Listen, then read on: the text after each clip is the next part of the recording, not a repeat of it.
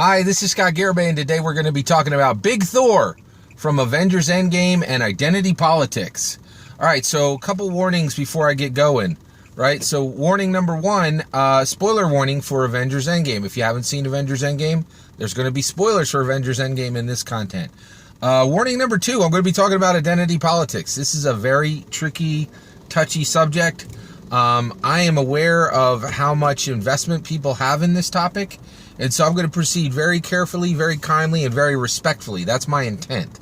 If at any point you don't think I've achieved any of those, right? If I'm misunderstanding something, if I'm not understanding something, or if I get something wrong, let me know in the comments below.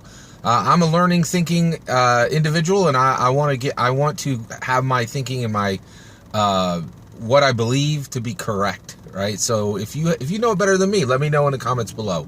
And again, on these difficult terrain subjects, I want to proceed with respect, kindness, knowledge, a willingness to listen, right? So here we go.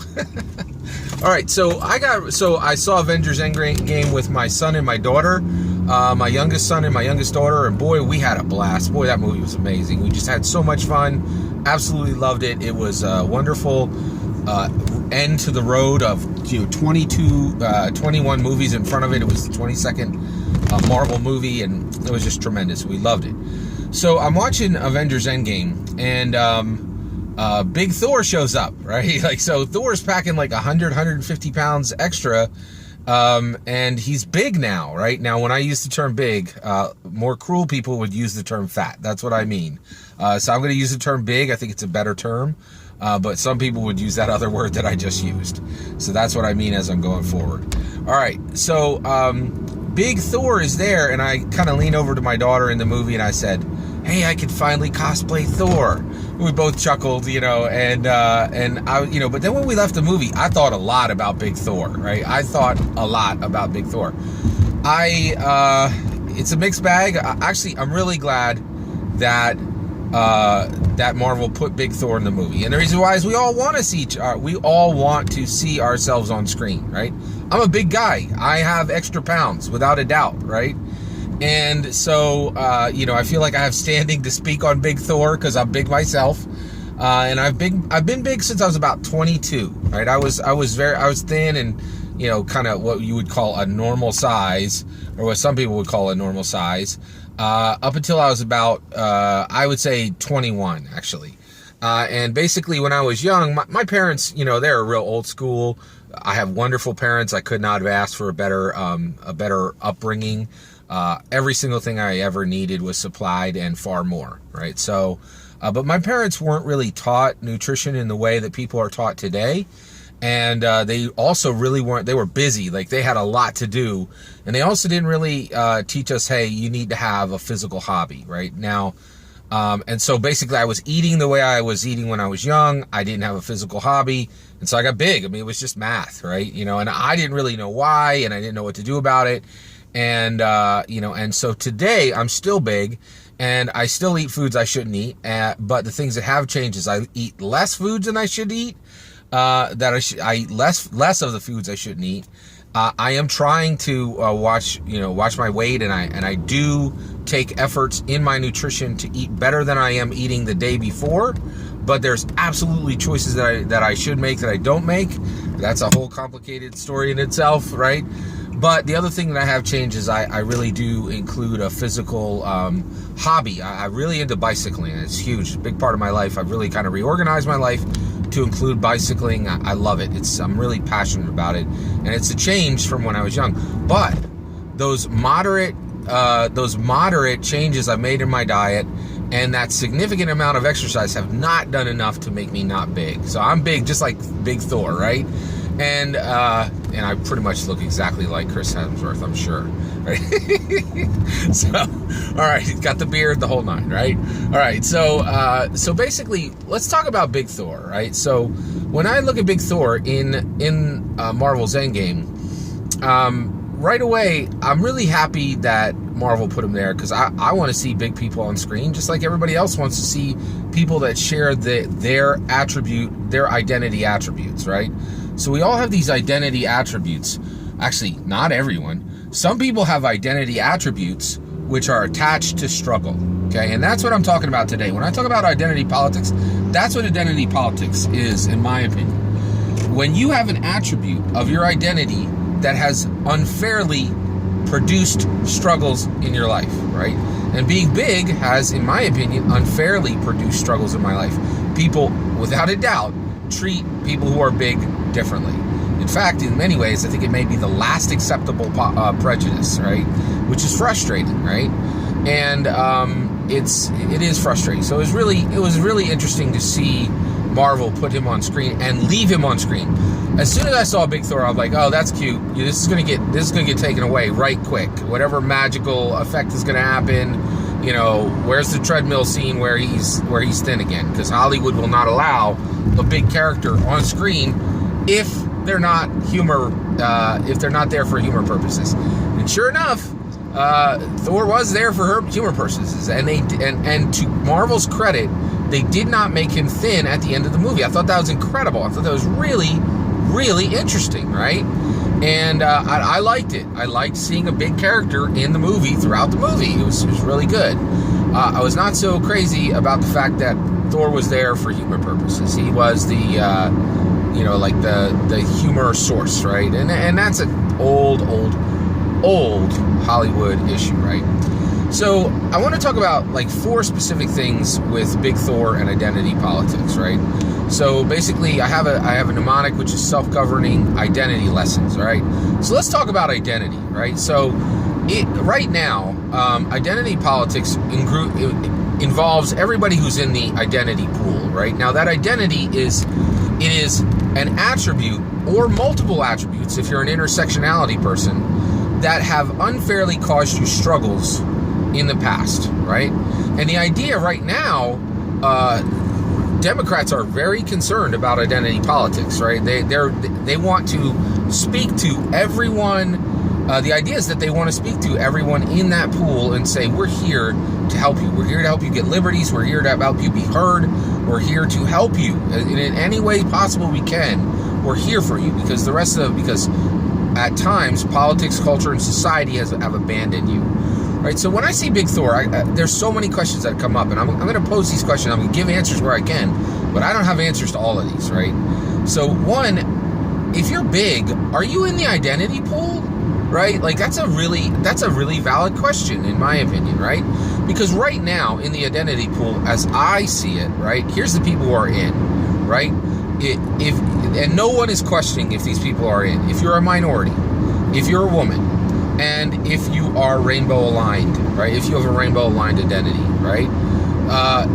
All of those, right? All those people who are all those people who have an attribute of identity that has unfairly caused them struggles, no one is questioning whether they should be in the identity pool for identity politics, right? And should be a source of concern and an attempt to aid by the Democrat Party, right? It just doesn't seem like at the macro level, nobody's contesting that, right? Are big people in that pool of identity? It gets odd, right? I'm going to give my answer, but I'm going to tell the reasons why I think people would say no, right? So one, if you're big, right, and I think maybe there's a few people who are big that fall outside this, but at the macro level, I talk at the macro level. You can talk forever about exceptions, right? It takes forever, and like there's lots of people who are doing it, but I talk at the macro level because I care about things at the macro level, right? But at the macro level, being big is a choice, right? For me, it's absolutely a choice, right? If I took half of the hours that I wasn't working in and I wasn't giving to my family, and I ate salad and I worked out constantly, I would not be big anymore, period, end of question, right? But I don't make those choices, right? Now, there are some people who say, hey, slow your roll, Scott Garibay. They would say, you have hereditary reasons why you remain big, right? And that you really, the fact that you're choosing not to do that is not because you're not choosing not to do that, but because you really can't, right? There's too many obstacles in your mind and in your history for you to actually do that, right? Now, I don't agree with that. I think being big is a choice. It's definitely a choice for me. Like, basically, One of the reasons, I'm going to be a little honest with you, one of the reasons why I'm big is I do what I can. I don't do everything I can to not be big. That's the problem, right? But I do take efforts to not be bigger than I am, right? And one of the issues, one of the reasons I can't get past, that I really struggle with is this is kind of interesting in my opinion. So basically, when I eat for stress, period, right? And so one of the things that I've realized is that I can stop eating, right? And then I get stressed, and the things that I do when I get stressed harm other people. Never in a physical way, but like one of the big things is I verbally lash out at people when I'm under stress, right? And when I eat food, my stress is reduced, right? And that harm goes to me rather than harm going out to other people. And so, like, I've just kind of done that math in my heart and in my mind. Heart math. I was in a band called Heart Math. Sorry. And so basically, you know, I did that math and I'm like, I don't want to hurt people. So I'm just going to eat, you know, I'm going to eat, right? And so there's a ton of people but see, the reality is all of this to say, it's a choice. I choose to be big, right? So here's the question. If you are choosing your identity attribute that is causing you struggles, do you deserve to be in an identity pool? That's a really big question that I think comes from Big Thor.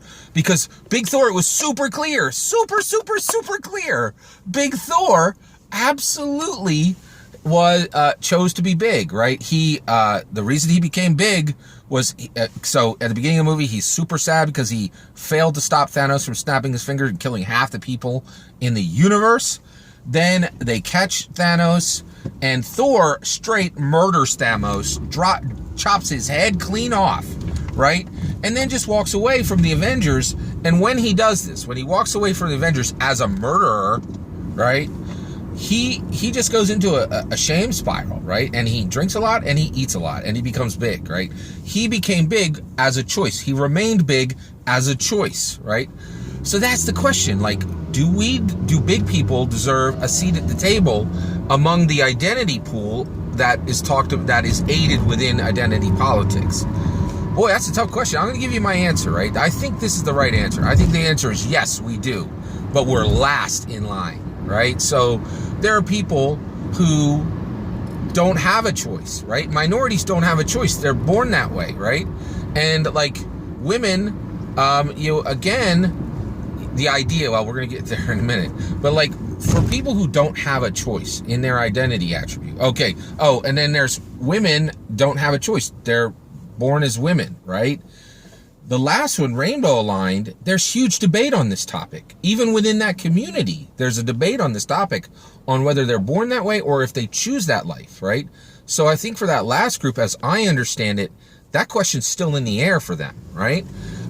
Please educate me if you know a better answer there. I'm definitely willing to hear it, right? And I'm willing to listen, right? I really want to know the truth in this area, right? And I think that truth is being worked out. Like they're that community is talking through that now, right? And they have standing, right? Just like I feel like I have standing to talk on Big Thor because I'm big, right? And if you're rainbow aligned, you have standing to talk about whether you think this is a situation where you were born this way, or if you think no, I chose this life. This is my choice, right?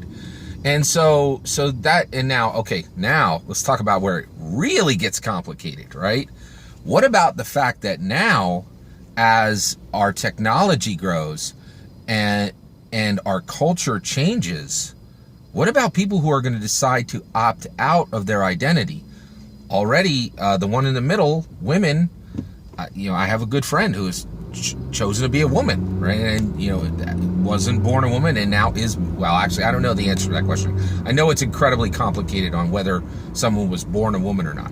I have a friend, and I have been very careful to do what I can to support.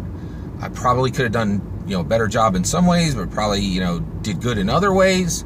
But I know people who are choosing to say, I am going to take an attribute I have and change it, right? So also, what happens now at the with the identity pool when people are saying this source of struggle, right? This identity attribute that has unfairly caused me to struggle, right? I'm going to remove it. I'm going to physically remove it, right? I'm going to take the steps that technology now allows and change that attribute, right? That makes all of this much, much, much more complicated, right? And so, and the reason why I'm talking about it today is I saw Big Thor. And one of the things that was pretty amazing for me was I really struggle with being big. I don't like being big, right? It is a struggle, right? But seeing Thor big, he was still awesome, right? And you're thinking, maybe I don't need to lose that attribute of myself. Maybe that attribute of myself is just fine. And it was really, it was very personal for me, just seeing Big Thor. And it really made me think a lot about politics.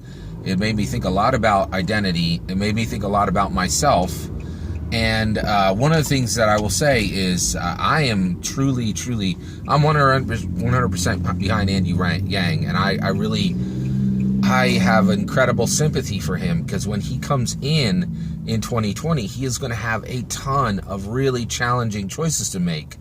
How does he serve communities that need aid because one attribute of their identity has unfairly caused them struggles, even as technology allows those attributes to be stripped away, and more people can choose what attributes they have in their life.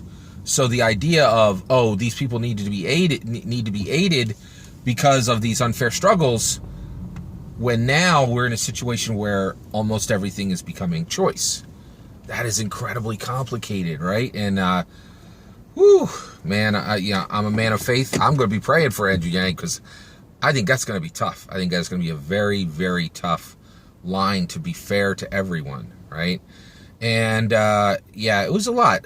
What are some of the lessons I learned from Big Thor in the film? Well, I can give you a few. So one, be awesome. Like you could still be awesome, right? And Thor was awesome even when he was big. He was incredible. He was still, the god of thunder. He still could hold Mjolnir. He was still worthy, right? The other lesson is you will be mocked. There's this incredible scene where there's this it was an interesting scene. So basically they're debating on I think going back in time, and Big Thor is debating with Captain America, and he says, do you know what's coursing through my veins right now? And War Machine says, cheese whiz. And I laughed in the theater, right? But then I walked out of the theater, I was like, whoa, that was kind of cruel. Like that, So here's the lesson. You will be mocked. If you have one of these identity attributes, you better expect that you're going to be mocked in your life. And the way to be ready for that is to have a good comeback, right? Like, and also to have a tough skin. Also, huge lesson. How did Thor respond to War Machine? Thor could have beaten War Machine to death in that very moment, right? and basically, War Machine had absolutely no right to mock him like that, right? And Thor, had the ability to physically punish, War Machine for that choice, and he didn't. He responded to him with compassion, with patience, with understanding, right? And I think that's important. We need to realize when people mock us, we can't lash out. We have to embrace compassion and patience and understanding, as frustrating as that can be. So that, those are some definite lessons that I learned from watching Big Thor. Oh, and here's another one. You can be a huge part of an important team. You really can be a huge part of an important team. And Thor, even when he was big, was as much a member of was a member of the Avengers, right? And he was still a member of Avengers. Here's one more lesson. Sometimes we're the problem, right? So Thor was basically Thor and Rocket Raccoon go to get one of the to get one of the Power Stones, to get one of the stones, the Infinity Stones, from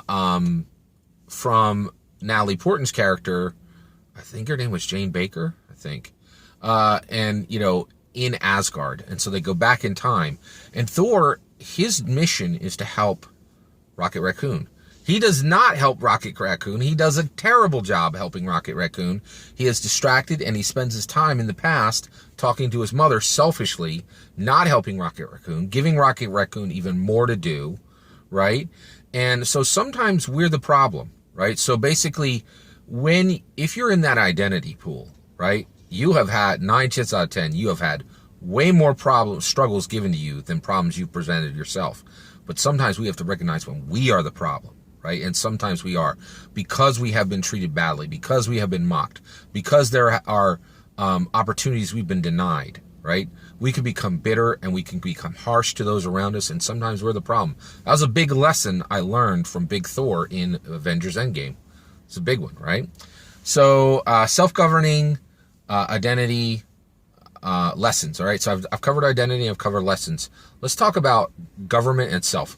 What do I want? So actually, what do I want the government to do? What do I want Andrew Yang to do in 2020 when he wins the presidency for people who are in the identity pool, people who have an identity attribute that has caused them unfairly a struggle or more than one struggle? I think what I want, I know this is going to sound unusual, I want pointing. So basically, I think we've made an incredible amount of progress for a lot of the identity and I would also want this for big people, right? I want the president to start pointing, right? So right now, I think in American politics, we have this problem where we think everything needs to be solved with policy. And that's not the only power the president has. The president has the power to point, right? In 1963, John F. Kennedy just pointed at the moon and the whole country went. Like, industries lined up, people got, and American people did what needed to do.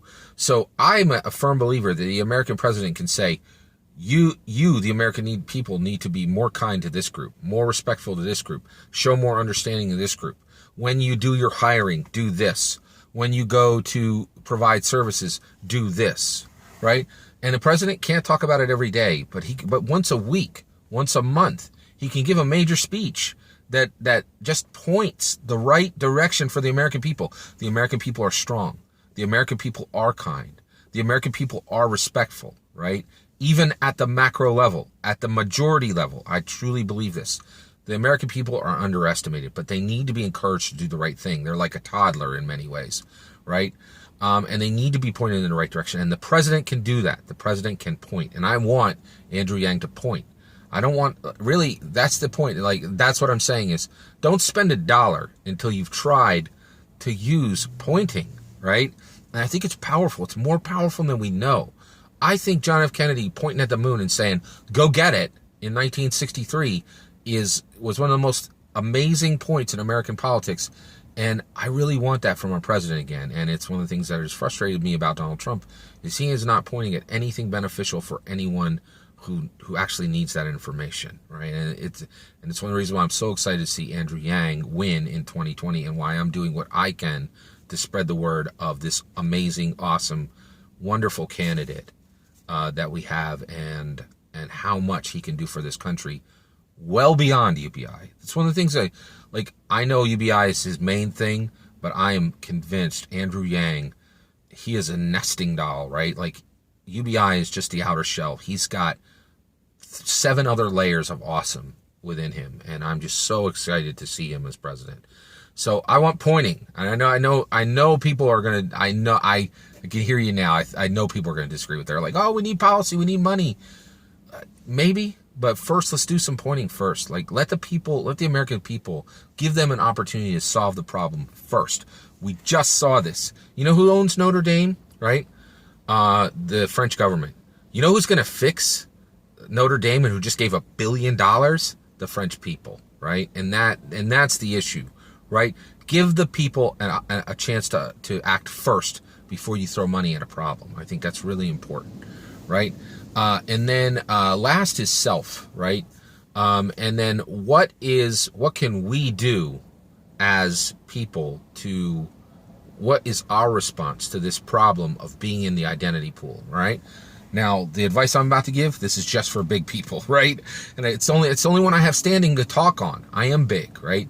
So to me, if you're big, and what can you do as yourself? Well, one, I think you can own the problem on your own, right? And I've tried to do that with being big myself.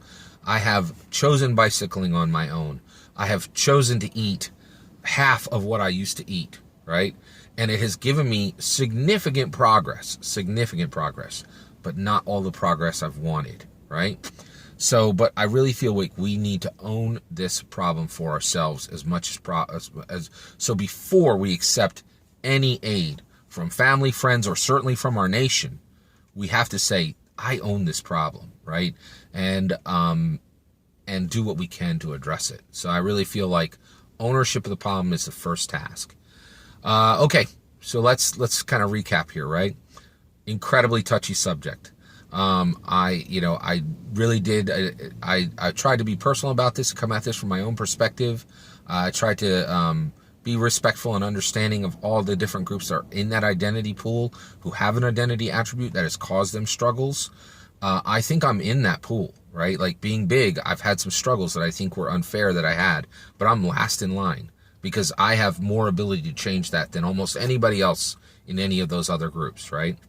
But again, I just invite you, if I have misspoken on anything, or if there's anything here that you think I could have dealt with more respect or with more kindness or more understanding, let me know in the comments below. I'd love to hear your opinion on Big Thor in Endgame and what Big Thor teaches us about identity politics, and also what do we want from Andrew Yang when he comes in 2020? He is incredibly busy getting the word out about UBI right now. I don't think he has a lot of time to be crafting the right policies, but we can craft them for him and get them ready. What do we want him to do for each of those groups that are in the identity pool? We can define that right now. Let me know your thoughts in the comment below. Please consider liking and subscribing, and have a wonderful day.